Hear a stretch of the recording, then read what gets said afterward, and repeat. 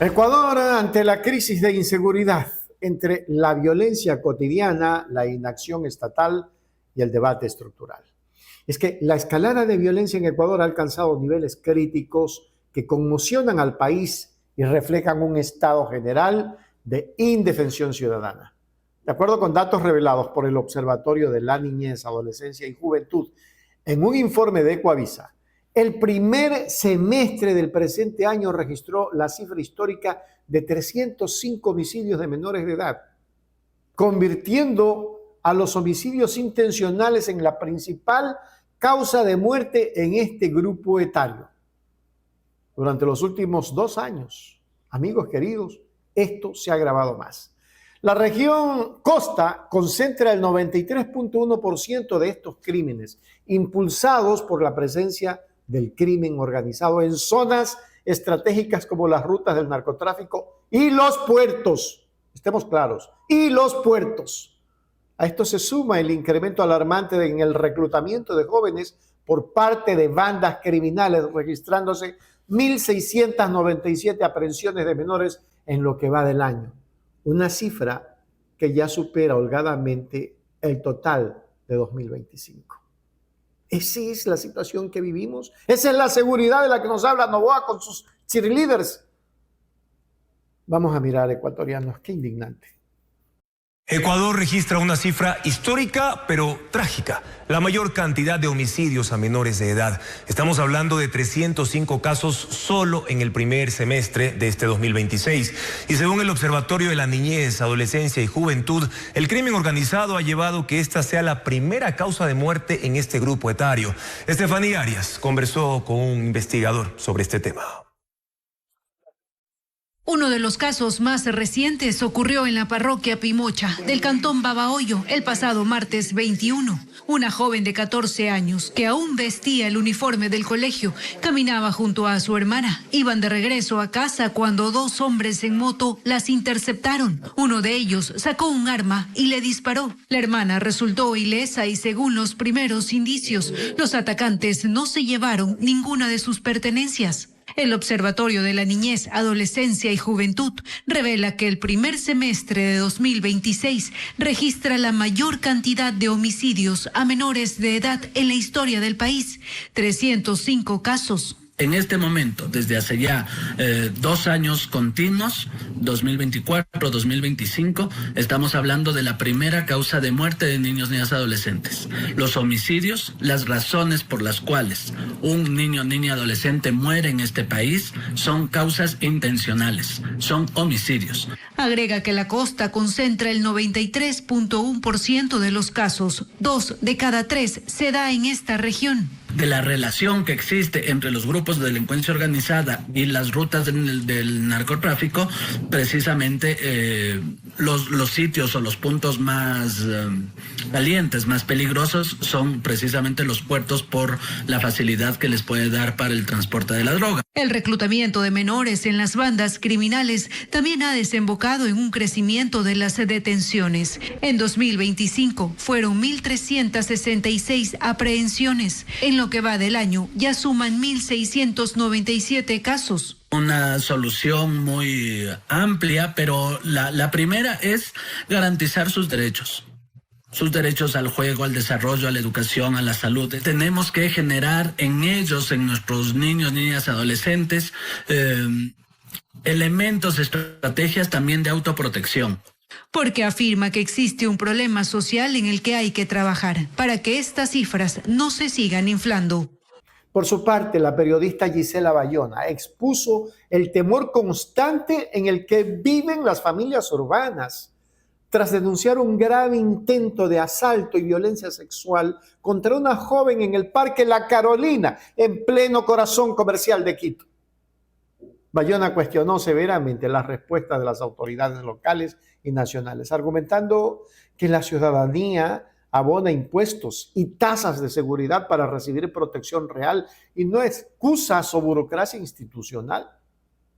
La comunicadora preocupada advirtió que la delincuencia está transformando el comportamiento social cotidianamente, llevando a las personas a modificar rutas, a evitar espacios públicos y vivir con miedo constante, lo cual evidencia una falla profunda del Estado en garantizar las garantías básicas de convivencia y protección pública. Vayamos a mirar a Gisela Bayona. Dame todo o te hago huevadas. Esas fueron las palabras que, según su denuncia, escuchó una joven en el Parque La Carolina antes de ser asaltada y de que intenten violarla. No ocurrió en un callejón abandonado, no ocurrió en una zona rural, ocurrió en La Carolina, en pleno corazón de Quito. En una hora en donde todavía hay personas haciendo deporte, caminando, regresando a su casa, mientras forcejeaba para evitar convertirse en una estadística más. Hay autoridades que siguen escondiéndose detrás de una frase que ya nadie quiere escuchar. La seguridad es competencia del gobierno nacional. No, esa respuesta ya no alcanza, porque la seguridad también es competencia del alcalde. ¿Por qué entonces los quiteños pagamos una tasa de seguridad al municipio? La pagamos todos los años, la pagamos esperando una ciudad más segura. No la pagamos para financiar excusas. No la pagamos para que cuando una mujer sea casi violada en el parque más importante de la ciudad, alguien salga a explicar por qué no podía hacer nada. Y eso precisamente es lo que más duele. Porque en Quito abundan las ruedas de prensa, las campañas, los anuncios, las ordenanzas. Lo que escasea es la capacidad para hacerlas cumplir. ¿Recuerdan que se aprobó una ordenanza para controlar el porte de armas blancas en la ciudad? En aquella época sonó contundente, sonó valiente, sonó como una solución. Pero después llegaron las explicaciones de siempre. Que los agentes no tienen cómo intervenir, que no cuentan con las herramientas suficientes, que tienen temor, que la competencia es de la policía. Entonces, ¿de qué sirven las ordenanzas que terminan convertidas en papel mojado? ¿De qué sirve que paguemos una tasa de seguridad si cuando la ciudadanía exige seguridad le responden que vaya y busque en otra institución? Porque aquí hay algo más profundo que el delito. Lo que ocurrió en La Carolina es el retrato de una ciudad que se está acostumbrando al miedo. Mujeres que ya no salen solas, personas que cambian su ruta, familias que dejan de ir a los parques, personas que miran sobre el hombro antes de empezar a caminar. Y eso debería escandalizarnos mucho más que cualquier discurso político. Porque una ciudad no fracasa cuando aparece un delincuente. Una ciudad fracasa cuando la gente deja de sentirse protegida. Y Quito ya está peligrosamente cerca de ese punto. La joven que escapó de su agresor logró salvarse. ¿Quién nos salva de las autoridades que cobran por seguridad, hablan de seguridad, prometen seguridad? Pero cuando la seguridad falla, siempre encuentran a quien echarle la culpa. Eso, nada más. Desde una perspectiva política y reflexiva, la creadora de contenido Ancayi abordó el dilema del abordaje de la inseguridad desde los sectores de izquierda, señalando que la falta de respuestas claras ante el crimen ha dejado un vacío que suele ser aprovechado por discursos punitivistas. Ancayi argumentó que comprender los factores estructurales como la pobreza, la deserción escolar y la falta de oportunidades que alimentan al reclutamiento criminal no debe confundirse con la impunidad ni con desatender el sufrimiento de las víctimas en los barrios más vulnerables. Finalmente instó a promover soluciones de fondo mediante el fortalecimiento del sistema educativo, la rehabilitación social efectiva y la presencia institucional, destacando que garantizar la seguridad y proteger los derechos humanos es terrible. Veamos, Ancayi de izquierda. Húyanle a ministros que den respuestas sencillas a problemas complejos. Y yo entiendo que a la izquierda nos estén ganando territorio porque no podemos dar respuestas concretas a preguntas que son incómodas. Porque pensamos que se contrarresta con todo lo que nosotros creemos y con todo que hemos teorizado y por lo que luchamos. Y me refiero específicamente al crimen, cuando hablamos de la inseguridad. A veces, desde la izquierda, tendemos a confundir y hablar más del victimario que de la víctima cuando se nos presentan estos problemas complejos que ponen a la sociedad en alerta. Y nosotros entendemos muy bien los diferentes factores que hacen que se pueda llegar al crimen. La pobreza, la deserción escolar, el hacinamiento, la falta de servicios, la falta de protección social, la falta de oportunidades laborales puede e impulsa muchas veces a que las personas lleguen a ser parte de grupos criminales. Comprender eso es indispensable para trabajar, pero no es un factor que debe actuar como justificante de todo lo demás.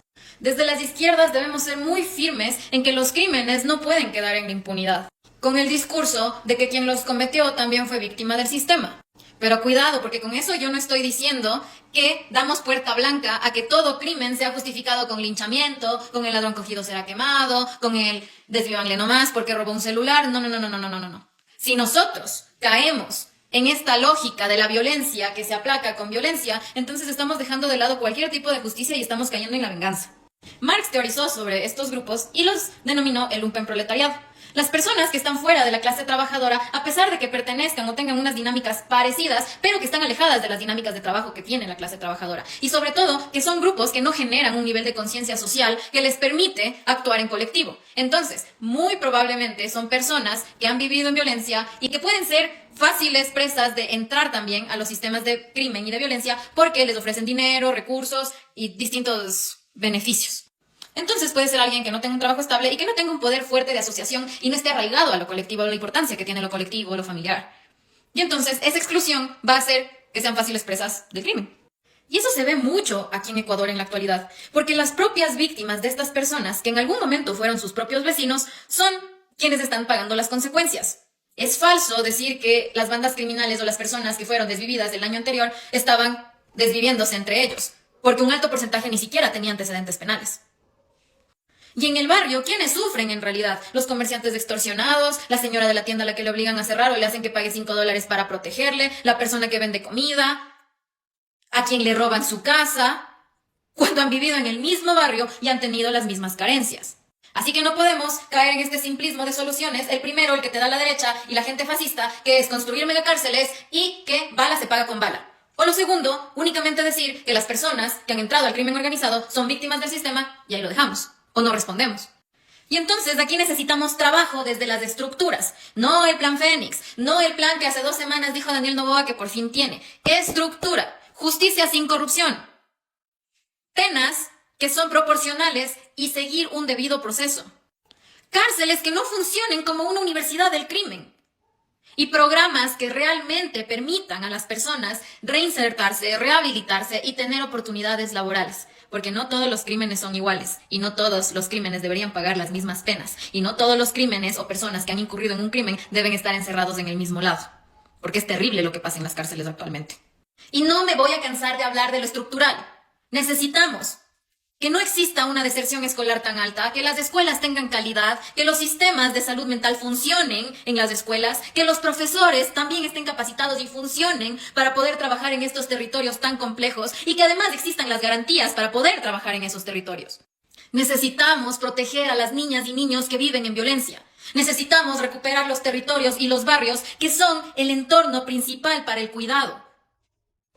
Hablar de seguridad no es contrario a hablar de derechos humanos. Y hablar de derechos humanos no significa hablar de impunidad. No significa romantizar ni justificar lo que sucede.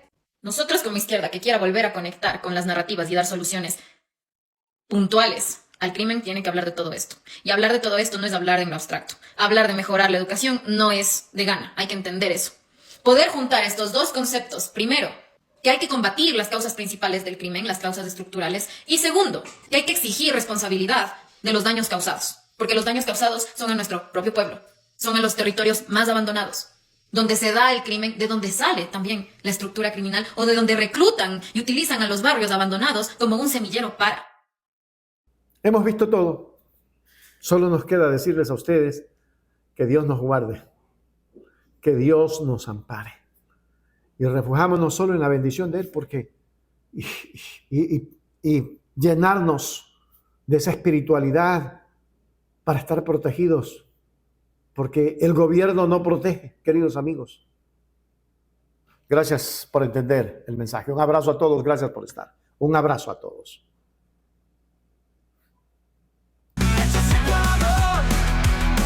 Suscríbete ya.